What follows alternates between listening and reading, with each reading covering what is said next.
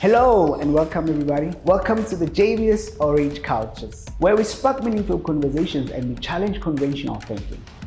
As the world embraces artificial intelligence, one of the critical questions emerges. Can AI rewrite the rules of racial inclusion in marketing from an Afrocentric perspective? So today, we're joined by two incredible minds, Prof. Adri Drotskie and Philasande Sokhela. So sit back, engage with us in the conversation. Enjoy. Good day, everyone, and welcome to Johannesburg Business School.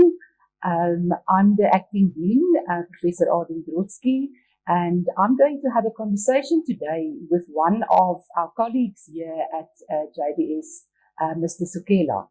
And we are going to have a very interesting conversation around AI.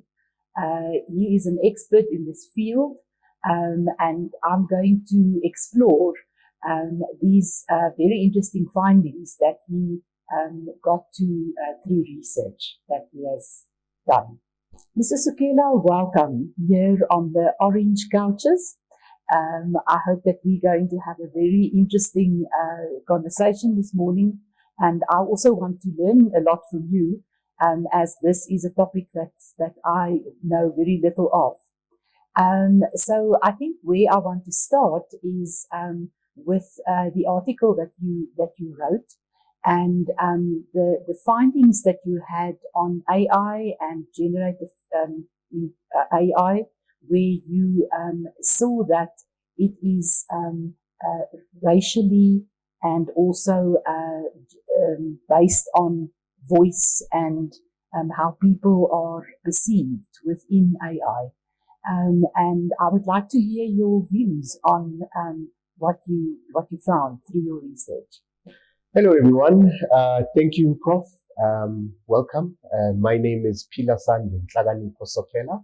I am a faculty at the Johannesburg Business School, responsible for teaching on the MBA and our postgraduate diploma programs. I specialize in digital marketing, but on the MBA, I teach advanced digital marketing, and on the postgraduate diploma, I teach digital marketing. I'm also a student with UJ doing my PhD in economics with specialization in local economic development. Fourth year. So my primary focus is on digital transformation of small businesses as a tool for local economic development. So one of the things that I've picked up through the interviews, through the research, is that a lot of small businesses are embracing artificial intelligence in their day-to-day activities.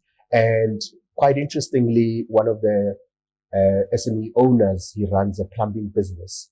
So he said that he uses Kandua, which is a marketplace for people that have or offer services related to plumbing, carpentry, and all those DIY sort of services. And then he mentioned one very interesting thing, and he said he uses ChatGPT for his costing and pricing. So in the past, he would rely on what other industry players or other colleagues or friends are charging, but he was not making money. So now he uses ChatGPT to ask the questions to say, this client wants this kind of work, and this is how much I charge per hour. This is, all the details, and then ChatGPT will work out how much he needs to charge that person. Now, from that, it made me realize that, small businesses are using this platform or other GPT platforms, but then also my worry with that is when you do the search prompts or the queries on any of the platforms, whether it be a Canva, AI, or GPT, or a ChatGPT, or any of the platforms that are AI enabled, is that there's an element of whiteness. The same way you'd find in your Siri.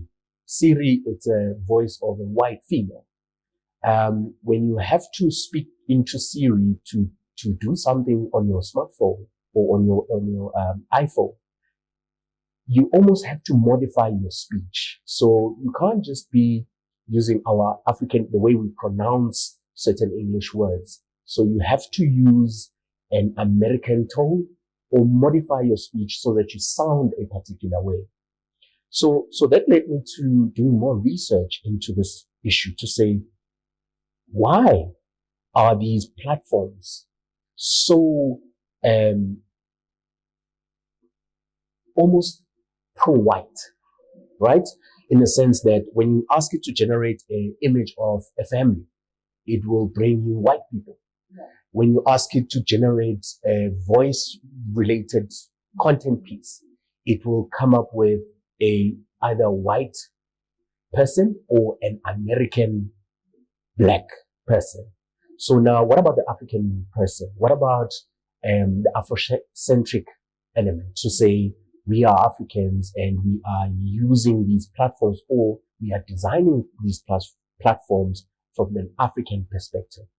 So I wrote this article through a lot of research coming from the PhD, as well as, having similar conversations to say, look, we need to be aware as marketeers of these racial nuances embedded in these AI-driven platforms, because your brand might start sounding like a white person, which is what we are used to on your voice, search or speech.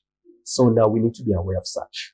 So that is very interesting. And you were talking about the African versus the Western speech or language. And what I also find is accents also play an important role. English is not my first language. And if I speak to Siri, for example, sometimes I have to repeat it a few times. Because I don't have an American English accent due to my mother tongue. So that makes a lot of sense. That you will the chat GPT, for example, will pick up something else than what you are actually trying to say. And the other way around, when they answer you, it is in a different context because they come from a different background, that they speak a different language. Not only race, but language as well. That is very, very interesting. Yes, Prof, it's quite interesting. It's more West and also has an element of Eurocentric or Eurocentrism, in a sense that from a development perspective, the people that are behind the development of these platforms are not African, or perhaps there's no representation in those spaces. And part of the reason behind that is because, our previous Vice Chancellor, Prof. Chilidzi Marwala, also wrote about this in one of his books, to say Africa is always caught in a crossfire between the East and the West. We've seen that with the TikTok ban. We've seen that with Huawei being banned from using Google products. So we are always caught in the crossfire. And now we should be having these conversations to say, no, we're pushing back. These platforms are not representing an African. You have to modify yourself. You have to think a certain way. You have to do certain things for this particular tool to recognize you. So when you search, like for example, like earlier I mentioned that when you search family, it will give you results of a white family. But with a black person, you have to be specific to say black happy family, which is a concern because now you have to do more to be recognized by this particular tool. And in our module on the MBA, we've got a segment where we cover AI applications in marketing, where we look at what are the pros and cons of using these tools. Which of these tools are useful in a business context? As a marketeer, for example, I use a lot of ChatGPT because, like you were saying, I'm also not at first. English is not my home language. I'm Zulu. So there's a particular way in which I want to phrase something, but I can only say it in Zulu. So then I will type it the best way I can in English, and then I'll go to ChatGPT and say, ChatGPT, can you make this sound professional, or can you tone down? Because Zulu is more of, we're more aggressive when we speak. We are, So when I write in English, it almost sounds like that. But we think about the recipient of the email. So in the marketing context, we call that a copy. So whatever you say to customers through email, through socials, whatever the case may be, that's a copy. So now how do you modify that copy so that it speaks to the intended audience? So all of these things we look at in both PGDIP on the digital marketing, where we say, what is digital marketing in the age of artificial intelligence? So we start looking at all these tools, but then also on the MBA, we then say, what are the ethics surrounding the use of these tools? I also want to ask your view on from an ethical point of view. I was teaching on a master's program last year, and when the students handed in their answer sheets, it was an online exam. You can immediately see which parts came from ChatGPT, because the language, the way it's written, stands out from what the student wrote themselves. You can immediately see the difference.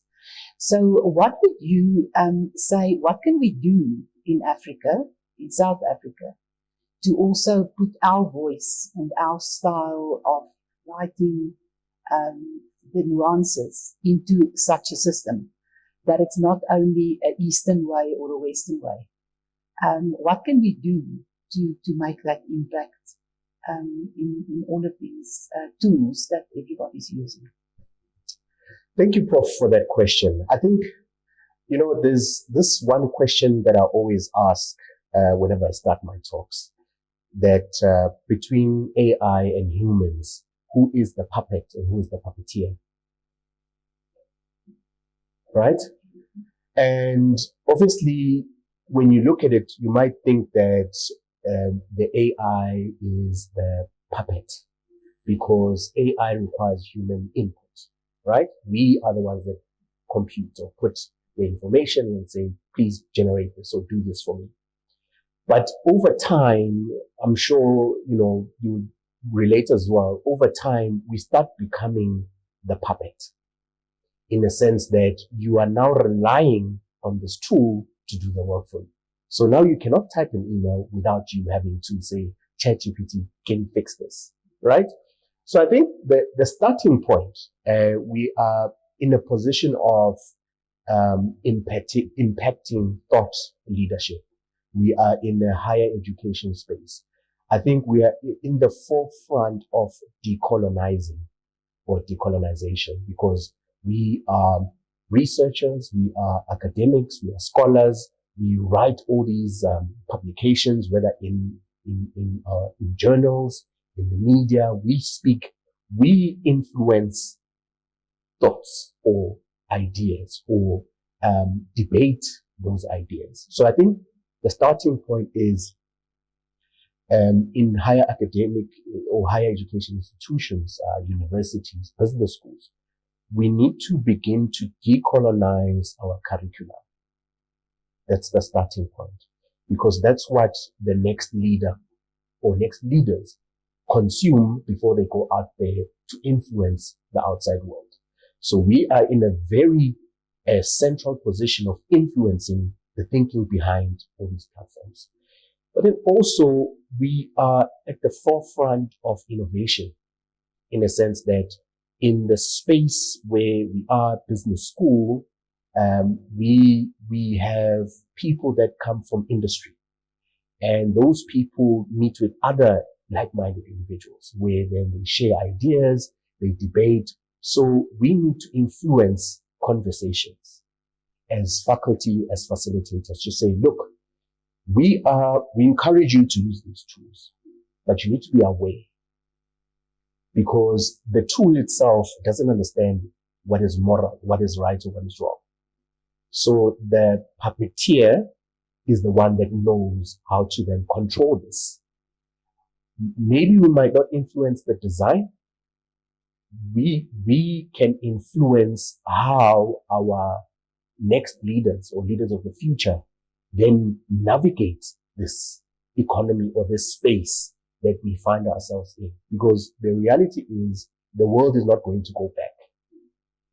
And interestingly, I was having a conversation with one of our UJ colleagues around, pandemics, or the future of what we should expect as a pandemic. We might be thinking that we're going to have another COVID, but the reality is the next pandemic might be cyber. We might have an existence of what they call a black swan event, where you can't access your computer or your Gmail because Gmail is asking you, confirm if you are human. Imagine the tool, the platform, or the system is asking you to confirm if you are human. Are we not human enough? Let me pause there. So that is a very interesting way of looking at it. And we also see in the world all the events happening. And for me, it's also interesting that there's so much power that people have over these systems still, where you can, for example, say in a certain country, nobody has access to a certain platform. And I think that also has a big impact on moving forward from a communication point of view and also from a marketing point of view. If you want to do business with a country and suddenly you're not allowed to communicate on their platforms, and they stop TikTok or they close WhatsApp, like in China, where there are very limited platforms that you can access. What are you going to do then as an alternative to be able to communicate and to market what you are doing as a business back to other users of your products? Thank you, Prof. That is a very good question. And I mean, what you've asked is one of the questions that gives me sleepless nights. I say this because when you think about it, none, if not all of the platforms are owned by Africans. Facebook, WhatsApp, Google, none of them. So imagine a day where then the masters decide, all right, we're going to cut off South Africa or Africa. What would happen? Now, the reality is, as Africans, we need to start making and creating our own platforms. I know that in the developer community, there's a lot of innovative products that our Africans are finding. But the reality is, as Africans, our problems are different from the rest of the world. Our problems involve, we have lack of infrastructure. So we have to deliver medication to remote and isolated places. So our creators or innovators are focusing on how do we use drones to deliver medications to people. So unfortunately, for us to keep up with the rest of the world, we need to start solving our own problems first, right? Once we've solved our own problems first, then we can look at, all right, so now what's next? But I think what we've seen with COVID-19 is that there is no time for us to catch up. It's either we innovate or we perish. Otherwise, we'll disappear in the global economy. So we need innovators. We need our own African-based, African-founded AI platforms. Now, what is quite evident with where we are in terms of AI and the development around it is that these are open spaces. ChatGPT from OpenAI. OpenAI is an open platform. So we need our developer community in Africa to participate in these in the development of these platforms. You can draw from ChatGPT's technology and build your own. So you don't have to start from scratch. So, but we as an academic institutions we are the ones to disseminate this information. We need to share with people to say, look, we're not gatekeepers of information. We say to you, look, there's GitHub or GitHub as they call it. It's an open source platform. There's a lot of things happening there, and the developers are drawing from, what has been done by others to then say, okay, how do we develop from this point onwards? We need to, in our curriculum, embrace those changes and those disruptions. Otherwise, we'll perish. So, talking about case studies, we have in JBS 2 books that were published last year, mainly in the field of digital transformation, that were where academics actually wrote cases from an African point of view, and these 2 books were published, which we are very proud of. So, do you also use African case studies when you are teaching on the programs that you offer? Thank you for that question, Prof. I think I just want to go back to something that you mentioned around producing more content so that we influence the narrative. So if you go to our jbs.ac.za website, I've written quite a lot around digital marketing, AI, and those kind of topics. And the primary reason is to also showcase that this is our thought position. This is what we as JBS think around the issues of generative AI and all those kind of things. And then also in the modules on both the MBA and the PGD, particularly digital marketing, we do cover these kinds of topics. So there are a couple of case studies that I've worked on, 2 to be specific that are in the pipeline. So one of the case studies is Pineapple Insurance, looking at how Pineapple Insurance, is transitioning to a customer-centric insurer, right? The second one that I've been working on is Mambo Repairs. So Mambo is a South African entrepreneur based in Castle in Johannesburg, here in Johannesburg.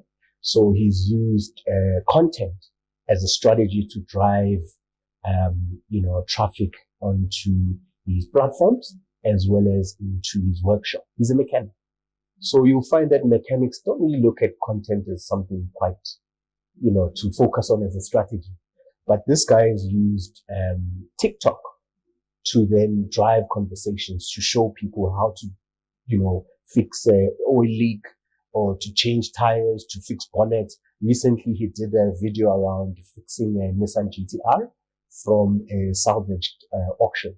So he's like a Matt Armstrong. So there's this YouTuber I think it's from UK, who fixes salvaged vehicles. So we bring that into the classroom so that students are aware that these things are not just theoretical. These things are happening in real life. Thank you very much for joining us today on this very interesting conversation here on the Orange Couches. Please follow us on our website and also on social media.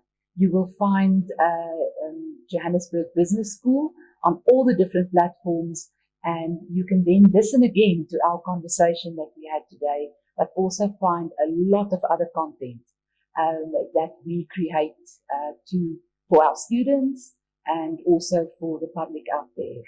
And please also remember of all the qualifications that we offer at JBS, short programs, longer qualifications.